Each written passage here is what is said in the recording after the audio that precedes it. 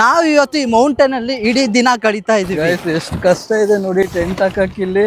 ಪ್ರಾಣವನ್ನೇ ಒತ್ತೆ ಇಟ್ಟೆ ಬಂದಿದೆ. ಓಕೆ ಗೈಸ್, ಟೆಂಟ್ ಒಳಗೆ ಹೋಗೋಣ ಬನ್ನಿ. ಎಕ್ಸ್ಟ್ರೀಮ್ ಗಾಳಿ, ಎಷ್ಟು ಗಾಳಿ ಅಂದ್ರೆ ನಮ್ ಟೆಂಟ್ ಸ್ವಲ್ಪನು ಸ್ಟೇಬಲ್ ಆಗಿ ನಿಲ್ತಾನೆ ಇಲ್ಲ. ಇಲ್ಲಿ ನೋಡಿ, ನಂಗೆ ಯಾಕೋ ಟೆಂಟ್ ಹಾಕೋದ್ರೆ ಡೇಂಜರ್ ಕೆಲಸ ಅನಿಸ್ತಿದೆ ಗುರು. ಇಲ್ಲಿ ಮಿಸ್ಕಿಸ್ ಆಗಿ ಆರೋಗ್ಬಿಟ್ರೆ ಜೊತೆಗೆ ನಾವು ಆರೋಗ್ಬಿಟ್ರೆ ಏನ್ ಕತೆ. ಎಕ್ಸಾಕ್ಟ್ ಆಗಿ ಟೈಮ್ ತೋರಿಸ್ತೀನಿ ನೋಡಿ, 11:37. ಮ್ಯಾಗಿ ಮಾಡ್ಕೊಂಡು ತಿನ್ನೋಣ. ಗೈಸ್ ಎಷ್ಟು ಹ್ಯುಮಿಡಿಟಿ ಇದೆ, ಯಾವ್ದೇ ರೀತಿ ನೀರಲ್ಲ, ಇವನ್ ಫೇಸ್ ಅಲ್ಲಿ ಇರೋ ಬೆವರು.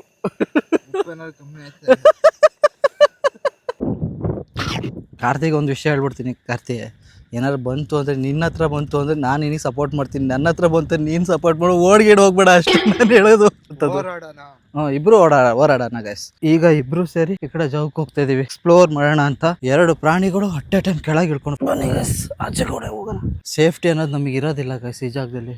ಯಾವ್ದಾದ್ರು ಪ್ರಾಣಿಗಳು, ಕರಡಿ, ಚಿರತೆ ಅನ್ನೋದು 100% ಈ ಜಾಗದಲ್ಲಿ ಇರುತ್ತೆ. ಇದೆಲ್ಲ ಫುಲ್ಲು ಕಾಡು ಪ್ರದೇಶ ಮತ್ತೆ ಬೆಟ್ಟ ಗುಡ್ಡ ಇರುವಂತ ಪ್ರದೇಶಗಳು. ಹಿಂಗೆ ಮುಂದೆ ಹೋದ್ರೆ ನಮಗೆ ಸಿಗೋದು ಏನ್ ಹೇಳಿ, ಫುಲ್ಲು ಡೆಡ್ ಎಂಡ್. ಇದೇ ಲಾಸ್ಟ್ ಡೆಸ್ಟಿನೇಷನ್. ಇದ್ರ ಮುಂದೆ ಹೋದ್ರೆ ಫುಲ್ಲು ಡೆಡ್ ಎಂಡ್. ನಮಗೆ ಮುಂದೆ ಹೋಗಿ ಎಕ್ಸ್ಪ್ಲೋರ್ ಮಾಡೋಂಥದ್ದು ಏನು ಇಲ್ಲ ಈ ಕಡೆ. ನಾವಿನ್ನ ಗುಡ್ ಮಾರ್ನಿಂಗ್ ಗೈಸ್. ಈ ಕಡೆ ಎಲ್ಲ ಬಂಡೆಗಳಿದೆಲ್ಲ, ಬಂಡೆಗಳು ಮತ್ತೆ ಈ ಸನ್ಸೆಟ್ ಪಾಯಿಂಟ್ ಇದೆಯಲ್ಲ. ಲಾಸ್ಟ್ ಟೈಮ್ ಗೊತ್ತಾ, ನಾವು ಅಲ್ಲಿ ಆ ಡೆಡ್ ಎಂಡ್ ಎಲ್ಲ ಹೋಗಿ ಆ ಪೋರ್ಷನ್ಗೆಲ್ಲ ಹೋಗಿದ್ವಿ.